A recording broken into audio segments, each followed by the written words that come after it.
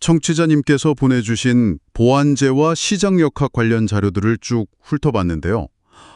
이게 그냥 경제용어 설명 그 이상이더라고요. 네, 맞아요. 저도 보면서 꽤 흥미로운 부분들이 많다고 생각했습니다. 그래서 오늘은 이 자료들 속 내용들을 가지고 좀 깊이 얘기 나눠보려고 합니다. 목표는 보완제라는 걸 통해서 시장의 기회나 뭐랄까 숨겨진 위험 같은 걸 좀 더 명확하게 이해해보는 거죠. 좋습니다. 시작해 볼까요? 네. 그 자료 초반에 보면 우리한테 아주 익숙한 예시들이 나오잖아요. 영화 볼 때 팝콘 먹는 거. 그렇죠. 뭐 그런 것처럼 하나를 소비하면 자연스럽게 다른 것도 같이 찾게 되는 관계. 이게 뭐 보완제의 기본 개념인데. 네, 맞아요. 가장 쉽게 떠올릴 수 있는 예시죠. 근데 자료는 거기서 안 멈추고 이 관계가 얼마나 강한지에 따라서 시장에서 정말 큰 차이를 만든다고 설명하더라고요. 네, 바로 그 지점입니다. 특히 어떤 자료에서는 결합 수요라고 하죠. 그거의 탄력성을 구체적으로 다루고 있거든요.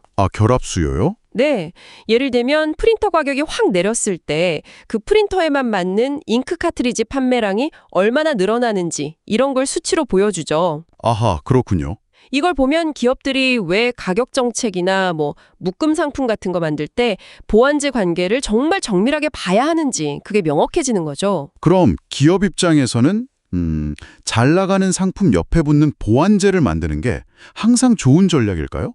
자료 보면 꼭 그렇지만은 않다는 얘기도 꽤 비중이 있던데요. 네, 바로 그게 핵심입니다. 자료에서 보면 완전 보완제라는 개념도 나오잖아요. 램프랑 전구처럼요. 네, 꼭 같이 써야 하는 거. 네. 근데 이때 현실에서는 생각보다 드물거나 아니면 뭐랄까 영원하지 않다는 걸 강조해요.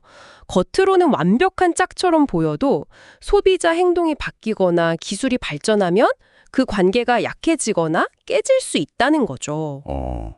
가장 인상 깊었던 예시가 그거였어요. 자동차랑 휘발유.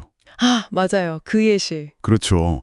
자료 분석을 보니까 수십 년 동안 이들은 거의 뭐 완벽한 보완제였는데 근데 전기차 기술이 뜨고 또 환경 규제 같은 외부 요인이 생기면서 네네. 그 관계가 생각보다 훨씬 빠르게 바뀌고 있다는 거예요. 특정 시점 전기차 판매 증가율 데이터 보니까 그 변화 속도가 확 느껴지더라고요. 네. 그 분석이 바로 보완 관계에 기댄 사업 모델이 가질 수 있는 잠재적인 취약점을 잘 보여준 사례죠.